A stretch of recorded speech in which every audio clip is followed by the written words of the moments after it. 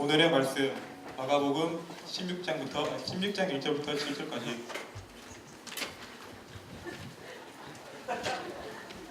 안식일이 지남에 막달라 마리아와 야고보의 어머니 마리아와 또 살로메가 가서 예수께 바르기 위하여 향품을 사다 두었다가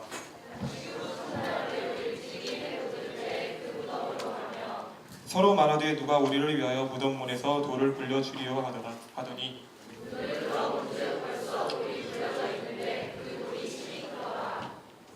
무덤에 들어가서 흰 옷을 입은 한 청년이 우편에 앉은 것을 보고 놀라매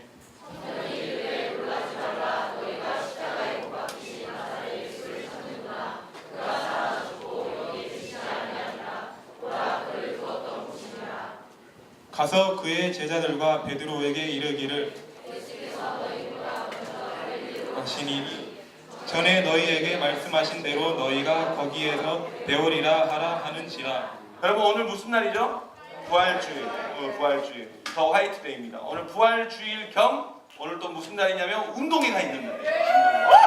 운동회. 예. 여러분, 운동회 오늘 기대되지 않으십니까? 제발 기대된다고 해줘요. 제발 막 엄청나게 기다려졌다고. 어제 잠 못 잤다고 얘기해줘요. 잠 못 잤죠? 비가 오면 어떡하나? 그래도 괜찮죠? 실내에서 하니까. 여러분, 운동회 오늘 빠지지 말고 다 참석해주세요. 네, 목사님 저는 운동을 못하는데 괜찮아요. 운동 못해도 다 할 수 있는 게임으로 해놨어요.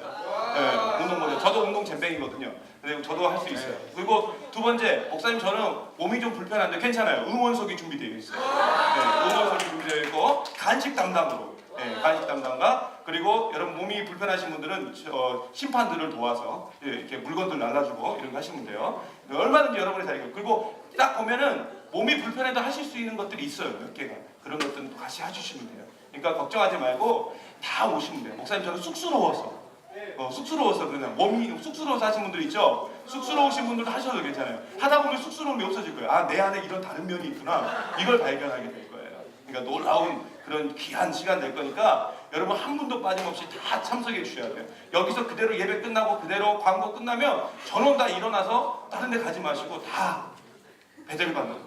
배들관 2층으로 저쪽에 있는 배들관 2층으로 올라가시면 바로 경기가 시작될 수 있도록 여러분 좀 협조 부탁드리겠습니다. 굉장히 빠른 걸음으로 이동해 주시고요. 함께 했으면 좋겠습니다. 자, 오늘 말씀 제목 한번 다 같이 읽어볼게요. 시작! 네, 부활, 내게 주는 의미. 여러분 오늘 부활주일이라고 했죠? 근데 그러면 이 부활이 내게 주는 의미가 뭘까? 여러분 오늘 말씀해 보면 여자들이 아침 일찍 예수님의 무덤을 찾는 장면이 나옵니다. 이렇게 여자들이 예수님의 무덤을 찾았다는 것은 그녀들에게서 예수님을 사랑하는 마음이 있었다는 증거예요. 이게 증거예요. 왜냐하면 그녀들이 예수님의 무덤을 찾아가게 되면 그녀들도 예수님처럼 잡혀서 죽을 수 있기 때문에 그래요. 그런데 잡혀서 죽을 수 있다는 것을 알면서도 지금 어디로 가는 거예요? 예수님의 시신이 있는 무덤으로 가고 있는 거예요. 그러나 그녀들은 그런 죽음의 위기가 그녀들에게 있었음에도 불구하고 예수님을 사랑하는 마음을 가지고 예수님의 무덤으로 찾아갑니다. 그리고 유대인들의 장례 절차에 따라서 예수님의 시신에다가 향품을 바르기 위해서 무덤으로 향해요. 그런데 그럼에도 불구하고 그녀들에게는 두 가지의 걱정이 있었습니다. 첫 번째 걱정은 뭐냐면 예수님의 시신이 들어있는 돌무덤, 그 돌무덤이 큰 바위 덩어리로 그 입구가 막혀 있었는데 그 입구를 막고 있는 큰 돌을 옮길 만한 힘이 그녀들에게는 없었어요. 그게 첫 번째 걱정이었어요. 그래서 가면서 계속 걱정하는 거죠. 그 돌을 누가 옮겨주지? 왜냐면 그게 열려야 들어가가지고 예수님 몸에다가 향품을 바를 수 있으니까. 두 번째 걱정은 뭐였냐면 예수님 무덤 앞에 누가 지키고 있었느냐? 군인들이 지키고 있었어요.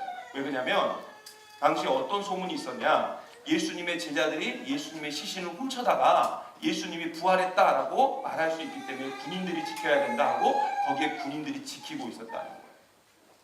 그런데 만약에 군인들이 못 들어가 이렇게 해버리면 어떻게 들어갈 수 있어요? 없어요? 없죠. 그래서 거기에 대한 걱정이 있었다는 거예요. 그러나 그녀들은 예수님을 너무너무 사랑해서 에이 그런 걱정쯤이야 하고 향품을 들고 무덤으로 간 거예요. 그런데 예수님의 무덤 앞에 딱 도착한 그녀들은 놀라운 광경을 보게 됩니다. 우리 4절 말씀 보겠습니다. 4절 말씀 같이 볼게요. 시작. 벌써 돌이 굴려져 있는데 그 돌이 심히 크더라. 아멘. 여러분 오늘 분명히 말씀하고 있어요. 그 돌이 어땠다고요? 심히 큰 돌. 그냥 큰 돌도 아니야. 심히 컸어. 심히 큰 돌이 어떻게 해서 막혀 있었어요? 아니죠. 굴려서 옆으로 비껴져 있었어. 결국 예수님의 부활이 우리에게 주는 의미는 뭐냐?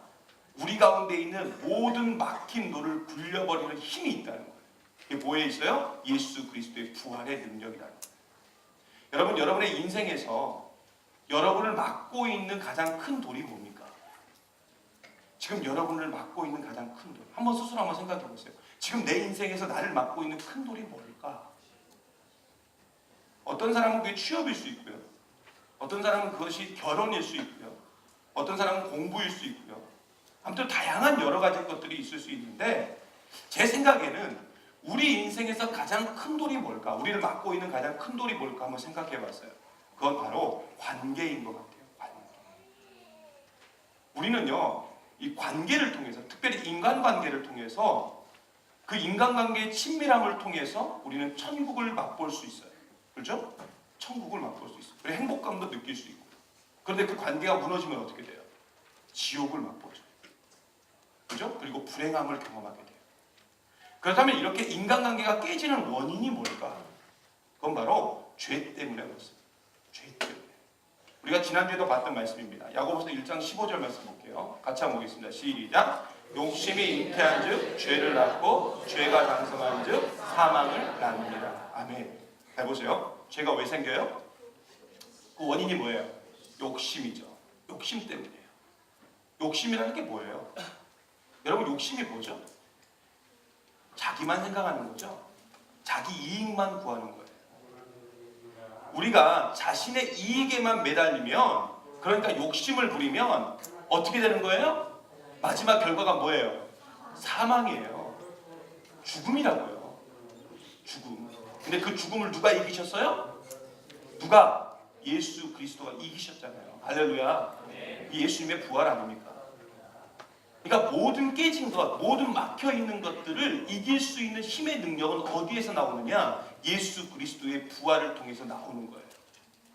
그래서 우리는 흔히 하나님과의 관계가 깨진 사람들을 향해서 영적으로 어떻게 됐다? 죽었다라고 표현하는 거예요. 무슨 말 아시겠어요? 왜 그 사람들을 죽었다라고 표현하는지 아시겠죠? 하나님과의 관계가 깨져 있으니까. 그러므로 여러분, 연인들끼리 사귀다가 그 관계가 깨지면 어때요? 어떤 고통을 느껴요? 그죠? 죽음과 같은 고통을 느끼죠? 미안해요. 사귀어본 적이 없군요. 네. 죽음과 같은 고통을 느껴본 적이 없는 거 아니야. 그지? 깨져본 적이 없었어요. 사귀어본 적도 없고 깨져본 적도 없고. 네. 더 슬프네요. 차라리 깨져봤으면 사귀어보기라도 했을 건데. 그죠? 네. 여러분 누가복음 12장에 보면 부자 이야기가 나옵니다. 누가복음 12장에 보면 부자 이야기가 나오는데 이 부자는 항상 더 쌓아두자, 더 먹자 하면서 항상 더 이걸 외쳤던 사람들이에요. 외쳤던 사람이었어요. 그리고 이렇게 욕심을 부리니까 진짜 엄청나게 많이 모으기는 엄청나게 많이 모았어요. 그래서 창고를 새로 짓지 않고서는 안 될 정도로 많은 재산을 모았습니다. 그리고 창고를 다 짓고 나서 거기에다가 자신이 모아놨던 지금까지 모아놨던 모든 재물을 다 그 창고에다가 다 집어넣어놓고 다 이제는 됐다 하는 그날 밤 하나님께서 그 부자에게 나타나셔서 이렇게 말씀하십니다. 오늘 밤에 네 영혼을 내가 찾겠노라. 이게 무슨 말이에요? 한마디로 말하면 넌 죽었어. 넌 오늘 죽어. 이제는 다 됐다라고 생각했는데 창고 다 지어놓고 내 욕심 부려가면서 가득 채워놓고 이제는 요거 가지고 내가 일평생 편하게 살아야겠다 하고 생각했는데 하나님이 나타나셔서 뭐라고 말했다고요?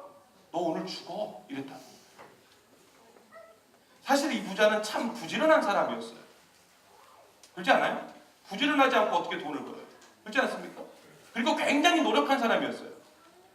여러분 세상에서 이렇게 부지런한 사람, 노력한 사람 보고 세상 사람들은 뭐라고 말하는 줄 아세요? 성실한 사람이라고 해요. 서성실 말고 성실한 사람. 네. 그죠? 고마워요 웃어줘서. 성실한 사람이라고. 그렇지 않습니까? 그리고 착한 사람이라고 그래요. 왜? 성실하니까. 성실하면 착한 거예요. 세상 기준으로는. 성실하고 착한 사람, 그런 사람이었어요. 세상적 기준으로. 근데 문제는 뭐냐? 이 사람이 이렇게 부자가 될 수 있었던 이유는 뭐였냐면 온통 자신만을 위해서 살았다는 거예요. 자신만을 위해서. 그러다 보니까 이 사람이 이기적으로 변하게 되었고, 이기적으로 변하니까 모든 인간관계가 다 어떻게 됐을까요?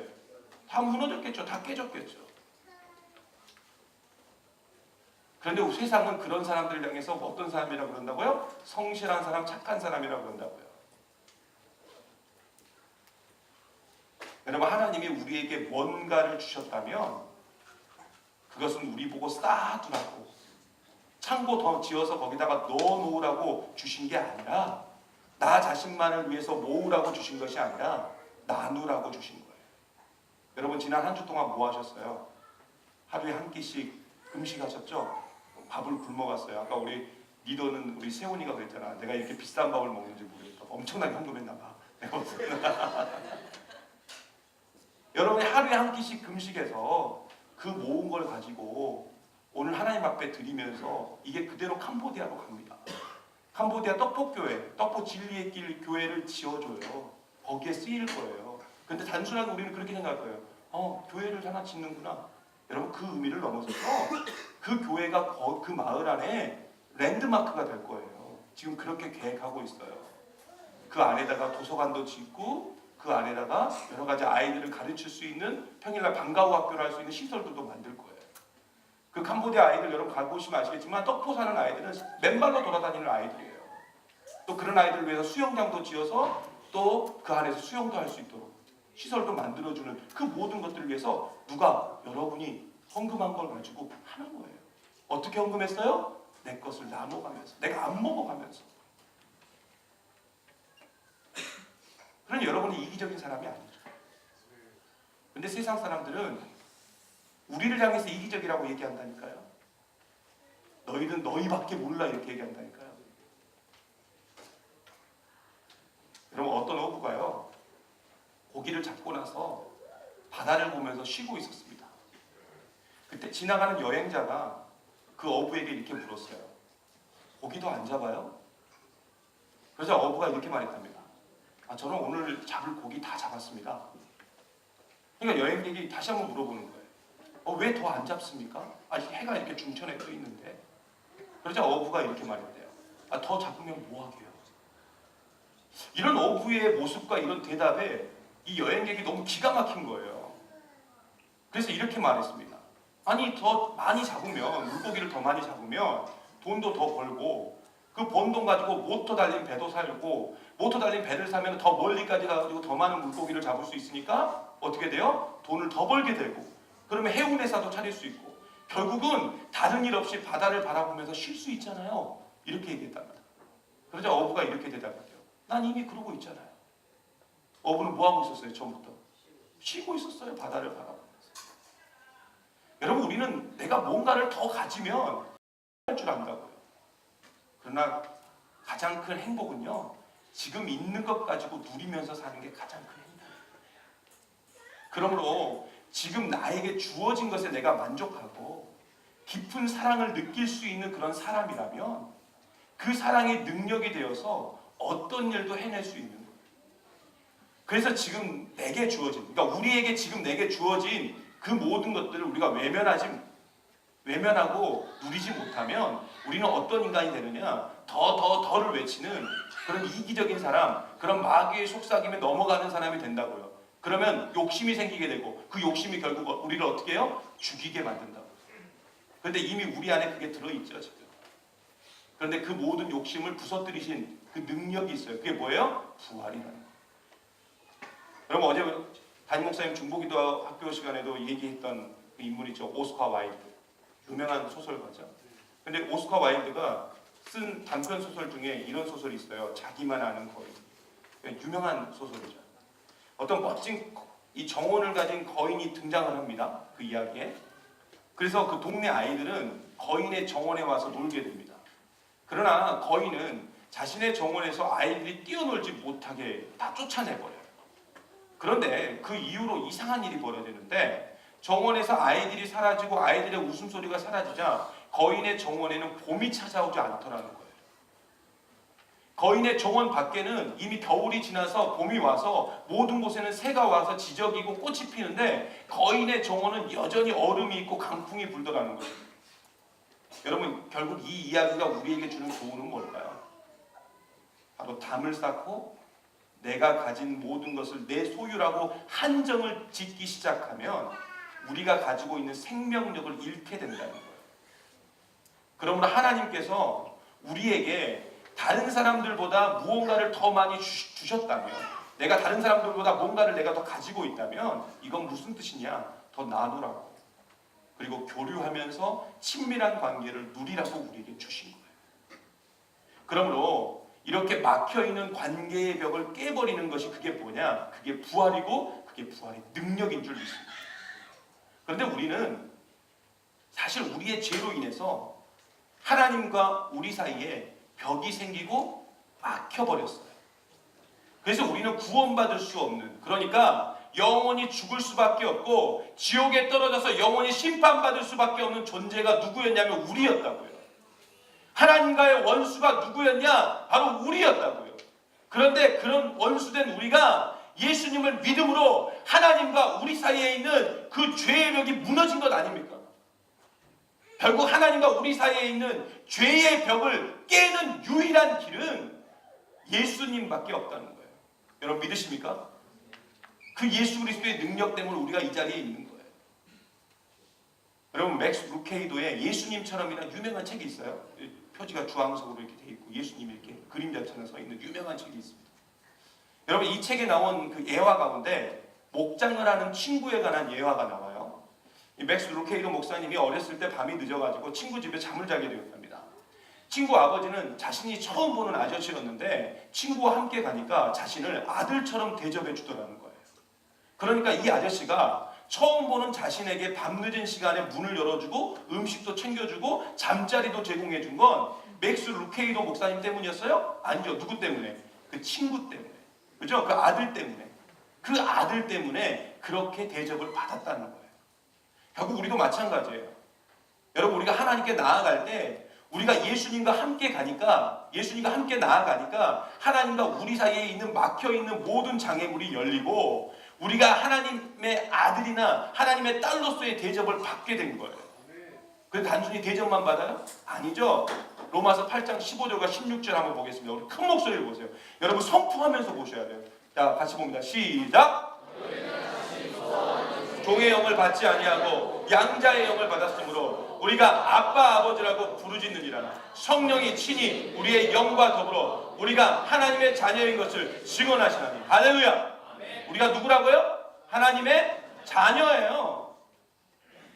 단순하게 너는 아들 대접해 줄게, 내가 너를 딸 대접해 줄게 아니에요. 그냥 너는 하나님의 아들이고 너는 하나님의 딸인 거야.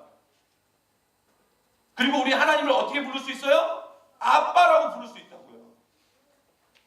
예수님으로 인해서 우리가 하나님의 아들 그리고 하나님의 딸이 되어서 그 위대하신 하나님, 이전에는 나와 원수 맺었던 그 하나님, 하나님 나를 죄인 취급했던 그 하나님이 이제는 우리에게 아빠가 되어서 내가 이제는 하나님을 향해서 뭐라고 부를 수 있다고요? 아빠라고 부를 수 있게 됐다고요.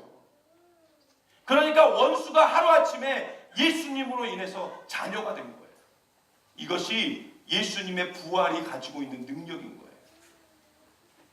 그러므로 예수님의 죽음과 부활이 없었다면 이런 일은 절대로 일어날 수도 없고 우리가 이 자리에 와서 예배 드릴 이유도 없고 우리가 기도할 이유도 없는 거예요. 그러므로 부활은 모든 막힌 것을 여는 힘이 있다고요. 그러므로 우리 안에 막혀있는 모든 문제들을 우리가 죽음을 부활로 이기신 그 예수님의 능력을 믿고 기도하며 그렇게 나아간다면 더 이상 여러분 삶 속에 있는, 저의 삶 속에 있는 문제는 우리에게 더 이상 문제가 되지 않는 줄 믿습니다. 그러면 오늘 말씀 5절과 6절 한번 보겠습니다. 5절과 6절 같이 봅니다. 시작! 무덤에 들어가서 흰옷을 입은 한 청년이 우편에 앉은 것을 보고 놀라매 청년이 이르되 놀라지 말라. 너희가 십자가에 못 박히신 나사렛 예수를 찾는구나. 그가 살아나셨고 여기 계시지 아니하니라. 보라 그를 두었던 곳이니라. 아멘. 아멘. 여러분, 부활하신 예수님, 그 예수님은 여기가 어디예요? 여기가 어디예요? 사망의 자리인 무덤. 그 무덤에 어땠다고요? 계셔요, 안 계셔요? 안 계신다고요. 계시지 않는다고요. 여러분, 사실 무덤은요, 우리가 꽃을 놓고 무덤을 아무리 멋지고 아무리 아름답게 꾸며놔도, 여러분, 무덤이 아름다워요? 야, 이 무덤 참 아름답다. 이곳에서 살고 싶다. 그렇게 생각하는 무덤이 있어요? 아니에요. 수백억을 가지고 무덤을 꾸며놔도요, 무덤 옆에서 살고 싶은 사람은 한 명도 없다고요. 다 거부해요. 그곳에 살라고 하면 다 거부한다고요. 그러나 재밌는 사실은 뭔 줄 아세요? 사실은 많은 사람들이 그렇게 거부하면서도 그 무덤의 자리를 떠나지 않고 그곳에서 살고 있어요.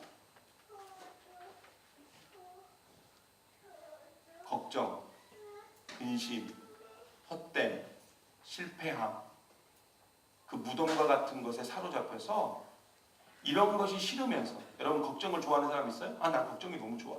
난 실패가 너무 좋아. 실패의 자리 어디 있어? 염려의 자리는 어디 있지? 헛됨의 자리는 어디 있지? 그런 거 찾아서 막 가는 사람 있어요? 그런 거 찾아서 가는 사람 없잖아요. 다 싫어해요. 그런데 그걸 안고 있어요, 안 안고 있어요? 다 안고 있어요. 어떻게 될지 몰라가지고 막 이렇게 안고 있어. 걱정, 이거 안 돼. 다 이렇게 안고 있어. 버리라 그래도 어떻게 버려요, 걱정을? 어떻게 염려를 버려요? 이렇게 말한다니까요? 내려놓아. 걱정 내려놓고 염려 내려놔. 그래도 못 내려놔요. 얼마나 소중한지, 얼마나 귀하고 아름다우신지 내려놓지를 못한다니까. 여러분 잘 들으세요. 누가 여러분 보고 근심하라고 했습니까? 누가 여러분 보고 염려하라고 했습니까? 염려와 근심은 예수님의 뜻과는 정반대라고요. 예수님은 분명히 말씀하셨어요. 뭐 하지 말라고? 염려하지 말라고. 마태복음 6장에 정확하게 우리에게 얘기하셨다고요. 염려하지 마. 내가 다 채워줄게. 너는 염려하지 말고 뭐만 하면 돼요? 그의 나라와 그의 의만 구하면 되는 거예요. 그냥 하나님, 나는 하나님 한 분이면 충분해요. 나는 하나님 한 분이면 나는 충분히 만족해요라고 그렇게 고백하면서 하나님만 간구하며 나아가면 너희들이 염려하는 모든 문제는 내가 다 알아서 해결해 주겠다라고 말씀해 주셨는데, 왜 그걸 놓지 못하고 계속 그것을 간직하고 살고 있냐고요. 그래서 염려는 뭔 줄 아세요? 따라해보세요. 염려는 불신이다. 누구를 향한 불신이에요? 그죠? 예수님, 우리 하나님을 향한 불신이라고요. 그러니까 염려한다는 건 뭐냐면, 난 지금 예수를 믿지 않아요 하는 거하고 똑같은 거라고요. 그래서 지금은 우리가 죽음과 같은 고통 속에 있어도요, 우리가 예수님만 간구하고 예수님만 바라보면서 나아간다면 예수님으로 인해서 이 모든 상황, 그러니까 죽음과 같은 이 모든 상황에서 우리가 부활하게 될 줄 믿습니다. 그래서 우리가 해야 될 일은 하나밖에 없어요. 하나님 앞에 바짝 엎드려서 나는 하나님 없이는 안 된다. 나는 하나님 없이는 안 된다. 그렇게 하나님의 은혜를 구하고 하나님밖에 없다고, 나는 하나님 한 분만으로 충분하다고 그렇게 고백하며 나아갈 때 여러분이 염려하는, 제가 염려하는 그런 모든 문제들은 다 눈 녹듯 사라지게 될 줄 믿습니다. 그러므로 여러분 염려하지 말고 하나님이 알아서 내 인생을 책임져 주실 것을 믿고 그저 우리는 하나님의 뜻에 합당하게 생활하면 돼요. 하나님 자녀답게 살면 된다고요. 그게 믿음이고요. 이게 부활의 능력을 경험할 수 있는 비결이에요. 여러분 사실 우리가 살면서요, 언제 가장 아프던가요? 여러분 언제 가장 아팠어요? 친구한테 맞았을 때요? 언제 가장, 엄마한테 맞았을 때? 언제 가장 아프던가요? 배고플 때? 남자친구랑 헤어졌을 때?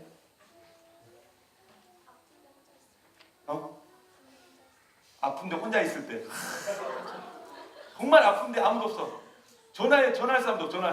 맞아, 아플 때. 제가 한번 생각해 봤어요. 우리가 가장 아플 때가 언제인가? 인간 대접 받지 못할 때. 그렇지 않아요? 인간 대접 받지 못할 때. 제가 민수를 인간 대접 안 하고 개 취급을 했다고 생각했어요. 이리 와봐. 민수가 그 다음 주부터 교회 올까요? 안 오죠. 네, 다른 교회 가죠. 예수를 떠날 수도 있어요. 인간 대접받습니다. 그런데 예수님의 부활의 능력에는 여러분 이런 아픔, 여러분 그게 어떤 아픔이든지 간에 그 아픔을 부숴버리는 능력이 있다. 우리 성화 말대로 아픈데 나 혼자 있는 거야. 그런데 그때 갑자기 예수님이 느껴지는 거야. 내 곁에 예수님이 계신 거야. 그렇죠? 살아계신 예수님. 만약 예수님이 죽어버렸다면 내 곁에 계신다고 해도 믿어져요, 안 믿어져요? 안 믿어지죠. 부활하셨기 때문에. 그리고 내가 너와 영원히 함께하겠다고 말씀하셨기 때문에. 여러분 오늘 말씀에 보면 베드로는 예수님의 부활의 소식을 들었지만 예수님을 3번이나 모른다고 부인했던 일들에 대해서 큰 좌절감에 사로잡혀 있었어요. 여러분이 그러지 않겠어요? 여러분이 베드로라도 그러지 않겠습니까? 예수를 위해서 죽겠다고 했는데 예수를 3번이나 부인해버렸어요. 그리고 예수님 향해서 욕도 했잖아요. 저주도 퍼부었잖아요. 그러니 얼마나 좌절감에 사로잡혀 있었겠냐. 마치 여러분이 시험을 봤는데 거의 빵점 맞은 다 틀린 성적표가 나왔는데 거의 안에서 꼴등 뭐 이 정도 그런 좌절감, 그보다 더 큰 좌절감에 사로잡혔어요.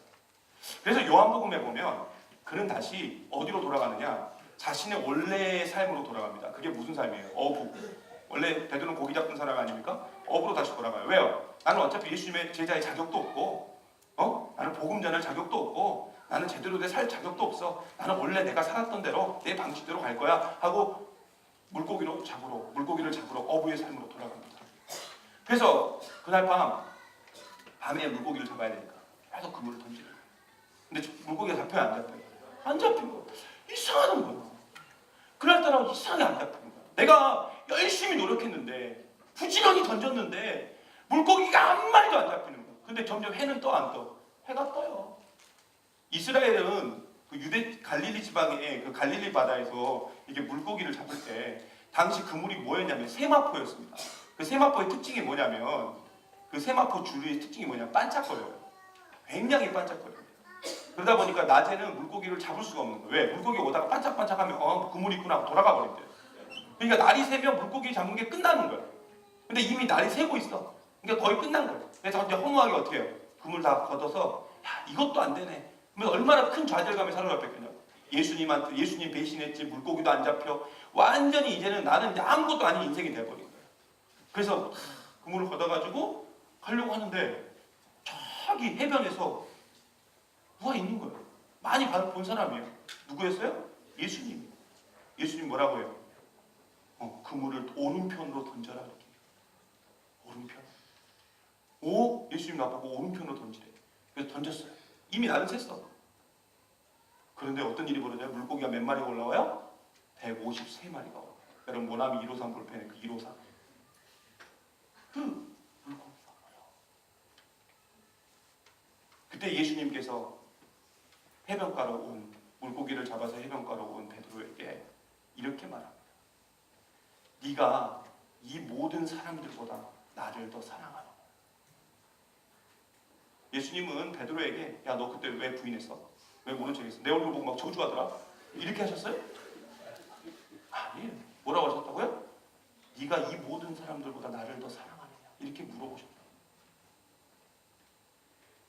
그러자 베드로가 이렇게 말하죠. 내가 주를 사랑하는지 주께서 더 아시나이다. 그러자 예수님이 이렇게 말씀하십니다. 내 양을 먹이라. 더 이상 예수님의 제자들 사이에 어떻게 보면 인간 대접도 받지 못할 정도로 무너진 베드로에게 예수님께서 다시 찾아오셔서 그를 질책하지 않으시고 그에게 소명을 회복시켜 주시고 앞으로 그가 어떻게 될지 알려주십니다. 심지어 그가 어떻게 죽을지도 알려줘요. 지금 혹시 삶의 여러 가지 문제로 인해서 여러분 낙심하고 쓰러지고 힘들어하고 계십니까? 그리고 나의 믿음의 약함으로 인해서 자신을 보면서 그 믿음의 좌절을 경험하고 계십니까? 그러나 오히려 지금이 더 은혜인 줄 믿습니다. 자신이 어떤 존재인지를 알 때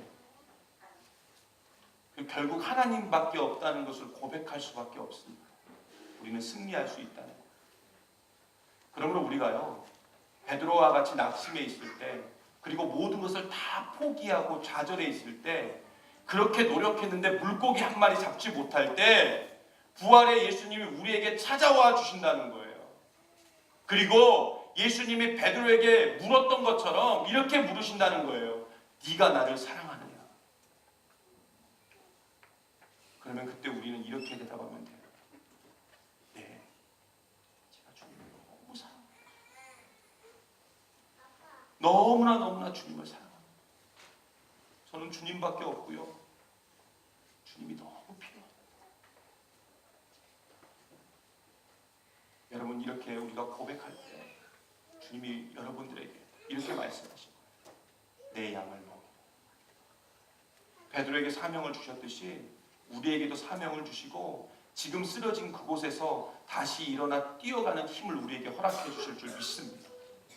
이것이 바로 부활의 능력이고요, 부활이 우리에게 주는 의미입니다. 말씀 마칠까 합니다. 부활이 우리에게 주는 의미, 부활은 회복입니다. 부활은 모든 것을 여는 열쇠예요. 부활은 막힌 것을 부서뜨리는 힘이 있습니다. 부활은 다시 일어나는 능력이 있어요. 오늘은 부활주일입니다. 오늘 이 부활주일을 통해서 여러분에게 막혔던 모든 것들이 예수님의 이름으로 뚫리고 쓰러졌던 그 자리에서 다시 일어나 예수님으로 인해서 회복되는 그 은총 가운데 세워지는 저와 여러분 되기를 간절히 소망합니다.